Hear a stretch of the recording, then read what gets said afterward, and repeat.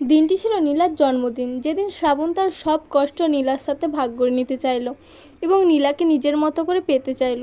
জন্মদিনে নীলার জন্য তার প্রিয় কিছু উপহার হিসেবে নিল, যেভাবে সে নীলাকে দেখতে চাইতো সব সময়। উপহারগুলো ছিল নীল শাড়ি, লাল নীল হলুদ বেগুনি রেশমি চুড়ি, পায়েল আর পছন্দের বেনি ফুলের মালা। নীলা পার্কে প্রতীক্ষায় ছিল শ্রাবণের, পরনে ছিল লাল শাড়ি, সেটাও শ্রাবণ বলে দিয়েছিল রাতে। শ্রাবণ নীলার কাছে গিয়ে নীলাকে বলল, একটু ওদিকে ফিরো তো। নীলার উত্তর ছিল পাল্টা প্রশ্ন দিয়ে। কেন? মেয়েরা সোজাসুজি উত্তর দেওয়া থেকেও খুব সম্ভবত পাল্টা প্রশ্ন করতে বেশি ভালোবাসে। নীলাও শ্রাবণের বেশিরভাগ প্রশ্নের উত্তরে পাল্টা প্রশ্ন করত। যা বলি লক্ষ্মী মেয়ের মতো শুনো, কোনো কথা না। নীলা ফিরল। তারপর শ্রাবণ হাত থেকে বেলির মালা নিয়ে নীলার খোঁপায় পরিয়ে দিল। হাতে ধরে হাতের রেশমি চুড়ি একে একে পরিয়ে দিল সব। হাঁটু গেড়ে বসে নীলাকে বলল, জুতো খুলে পা একটু উপরে তুলো। নীলা তুলল। নীলার পায়ে পায়েল পরিয়ে দিল শ্রাবণ। তারপর নীলাকে বলল, এরপর ঠিক করে দাঁড়াও। নীলা দাঁড়ালো। শ্রাবণ মন ভরে দেখতে লাগলো নীলাকে। শ্রাবণের হাত ধরে নীলা বলল, সবসময় এভাবে থাকবে তো? এবার শ্রাবণের পাল্টা প্রশ্ন, কি মনে হয়? নীলার উত্তর, জানি না। কিছুক্ষণ আগেও হাসি খুশি থাকা মুখটি মলিন হয়ে এলো শ্রাবণের। নীলার হাত ধরে সে বলল, জানো নীলা, আমার মা বাবা থেকেও নেই, আমার পাশে দাঁড়ানোর মতো আপন বলতে কেউ নেই এখন। শ্রাবণের কথায় নীলা অবাক হয়ে তাকিয়ে থাকলো। এক ঝাঁক কৌতূহল এসে বাসা বাঁধল তার মনে। তোমাকে আমার কিছু কথা বলার ছিল নীলা। শ্রাবণ তার সব কথা নীলাকে বলা শুরু করলো। নীলা মন দিয়ে সব শুনলো। সে খেয়াল করে দেখলো যে কথা বলতে গিয়ে শ্রাবণের গলা জড়িয়ে আসছিল বারবার। সব বলা শেষে নীলার হাত আরও শক্ত করে ধরে বলল, তুমি আমার অন্ধকার জীবনের এক টুকরো আলোর মতো, যাকে আমি আমার সবটুকু দিয়ে আগলে রাখতে চাই। শ্রাবণের চোখে তখন কয়েক ফোঁটা পানি গড়িয়ে পড়তে গিয়েও থেমে আছে চোখের কোণে। নীলা তার শাড়ির আঁচল দিয়ে সে পানিগুলো যত্ন সহকারে মুছে দিয়ে বলল, তুমিও ছেড়ে যেও না। কখনো যাব না। আমিও না। শ্রাবণ নীলাকে একটু কাছে টেনে কপালের মাঝে ঠিক যেখানে টিপ পরে মেয়েরা সেখানে চুমু খেলো। নীলা লজ্জায় শ্রাবণের বুকে মুখ লুকালো, আর শ্রাবণ আলতো করে জড়িয়ে ধরল নীলাকে এবং কানের কাছে মুখ ফিসফিসিয়ে বলল, ভালোবাসি। শ্রাবণের বুকে মুখ লুকিয়ে রাখা নীলাও উত্তর দিল, আমিও। কি? ভালোবাসি? কাকে? এই পাগলটাকে। কিছুক্ষণ এভাবে থাকার পর দুজনে পার্কের বেঞ্চে বসলো। শ্রাবণের কাঁধে মাথা রাখলো নীলা। তারপর দুজনে আবার শত স্বপ্নের ঘর বাঁধা শুরু। কথায় এক পর্যায়ে শ্রাবণ বলল, শুনো। কি? এখন থেকে যতবার আমার সাথে দেখা করবে প্রতিবারই এভাবে শাড়ি চুড়ি পায়েল বেলি ফুলের মালা খোপা করে আসবা। কিছুটা হেসে নীলা বলল, এভাবে আসলে তোমার ভালো লাগবে? সন্তুষ্টির ইশারাতে শ্রাবণের উত্তর, খুব। সেদিনের পর থেকে শ্রাবণের সাথে বের হলে খোপায় বেলি ফুলের মালা, সাথে লাল কিংবা নীল রঙের শাড়ি, নানান রঙের রেশমি চুড়ি কিংবা পায়েল, কোনোটাই পরতে ভুল হতো না নীলার। আজও পরনে তার কালো শাড়ি চুড়ি। তবে আজ সে শ্রাবণের সাথে দেখা করতে আসেনি, এসেছিল তৃতীয় ব্যক্তির সাথে দেখা করতে। মায়ের বিয়ের পর প্রথম কয়েক মাস মায়ের সাথে দেখা করতে যায়নি শ্রাবণ। তখন সে বিশ্বাস করতে শুরু করলো মায়ের প্রতিও ঘৃণা আসে। তবে মা এবং মামাদের অসহায়ত্বের কথা চিন্তা করে মায়ের প্রতি ঘৃণা কমে গেল শ্রাবণের। প্রথম যেদিন মাকে দেখতে গিয়েছিল সেদিন সে মাকে কিছু বলেনি তেমন। শুধু মা কেন বিয়েটা করলো সে নিয়ে একটি প্রশ্ন ছুড়ে দিল শ্রাবণ। বাকি সময় মা একাই সব বলেছিলেন। এমনকি কোনো প্রশ্নের উত্তরও দিতে চায়নি শ্রাবণ। কেবল মায়ের মুখের দিকে তাকিয়েছিল অনেকক্ষণ। মায়ের প্রশ্নগুলো ছিল এমন, এতদিন আসোনি কেন? তোমার বাবা কেমন আছে? নতুন মাকে শ্রাবণ তার সব কথাই বলতো। একদিন নীলার কথাও বলে দিল সে। সেদিন শ্রাবণ তার মাকে বলল, আপনাকে কিছু বলতে চাই। কি বলবে বলো? প্রথমে কিছুটা সংকোচ বোধ করলেও ধীরে ধীরে নীলার কথা বলে ফেলে শ্রাবণ। নীলা আমার বান্ধবীর নাম। সে আমাকে জানে, চিনে, বুঝে। সে আপনাদের কথাও জানে। আমি বলেছি তাকে আপনার কথা, মানুষটির কথা, সে সব জেনে শুনেও আমার পাশে থাকবে বলেছে। ছেলের কথা শুনে শ্রাবণের মা মনে মনে খুশি হলেন এবং বললেন, আগে কখনো বলনি যে?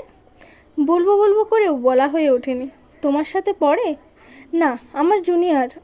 একদিন আমার কাছে নিয়ে এসো। আচ্ছা, দেখতে কেমন? ভালোই, আপনাকে দেখাবো।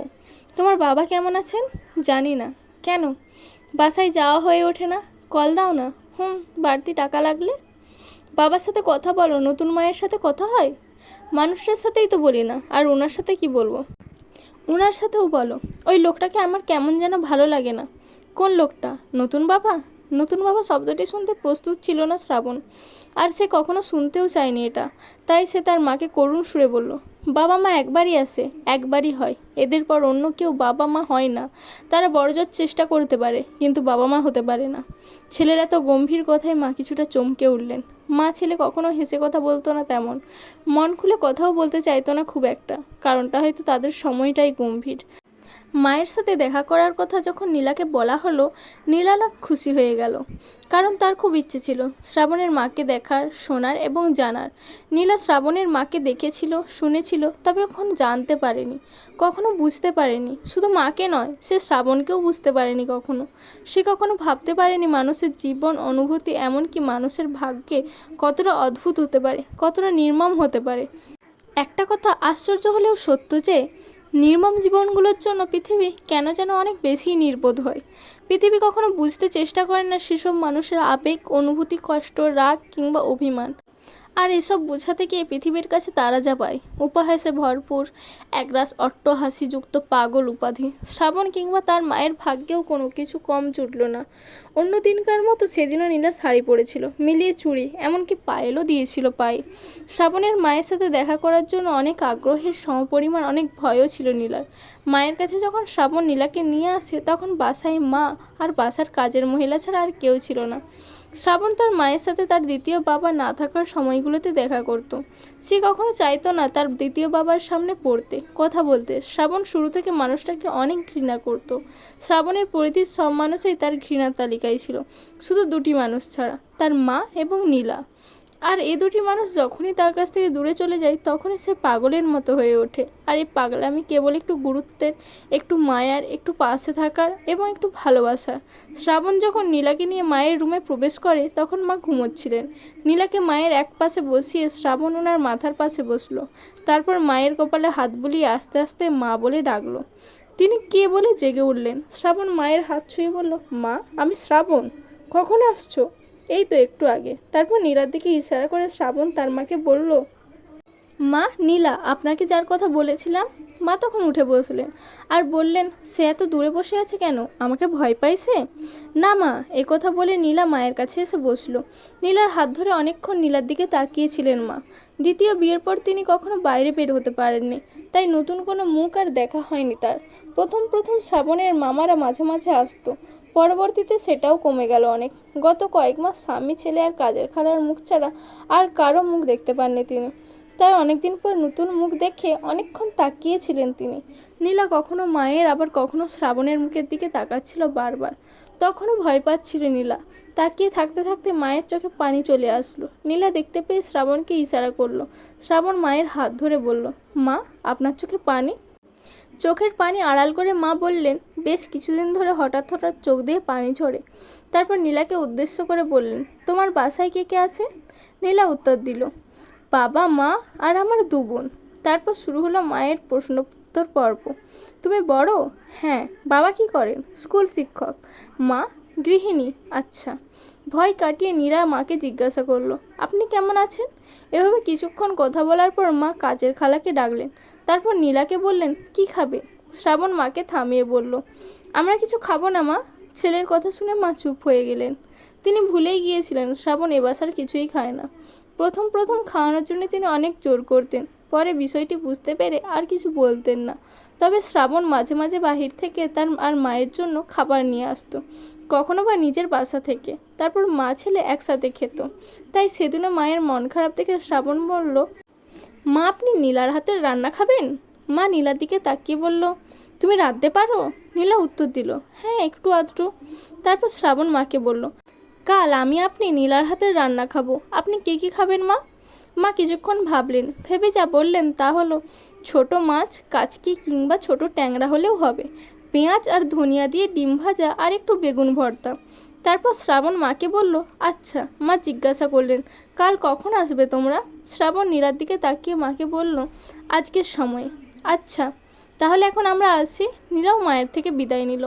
বাসা থেকে বেরিয়ে নীলা শ্রাবণকে বলল, তুমি যে মাকে বললে আমি রান্না করে আনবো, আমি তো এখনও রান্না পারি না। শ্রাবণ মুখ চেপে হাসতে হাসতে বলল, আন্টির থেকে শিখে নিও। নীলা কিছুটা মন খারাপ করে বলল, সে না হয় পরে নেব, কিন্তু কাল কি হবে? আন্টিকে দেখিয়ে দিতে বলো। তুমি আজ খেলে কি এমন হতো? তুমি জানো না যে আমি বাসায় খাই না? কেন? ওই লোকটাকে আমি ঘৃণা করি। কেন? সব কেন বলতে পারবো না। মাকে কেমন লাগলো তোমার? বড্ড অদ্ভুত। কেমন? কেমন তা আমি বুঝাতে পারবো না, তবে অন্য রকম, আমাদের মতো না। কিছু কিছু মানুষ এমনই হয়, হবে হয়তো। কথোপকথনের পর নীলা চুপ করে শ্রাবণের মায়ের কথা ভাবতে লাগলো। সে আগে কখনো এমন মানুষ দেখেনি, যিনি কিনা ঘরের বাহিরে বের হন না, কারোর সাথে মেশেন না, আর মায়ের থেমে থেমে কথা বলা, একদৃষ্টিতে তাকিয়ে থাকা, এমনকি খাবারের তালিকা দেওয়া, সব কিছু তার কাছে কেমন যেন অন্যরকম মনে হতে লাগলো। সে বুঝে উঠতে পারছিল না শ্রাবণের মা এমন কেন। কেবল শ্রাবণই নীলাকে মায়ের সাথে পরিচয় করিয়ে দেয়নি, নীলাও তার মাকে শ্রাবণের কথা বলেছিল। বেশ কয়েকবার বাসায়ও নিয়ে যেতে চেয়েছিল, কিন্তু শ্রাবণ কখনো যায়নি।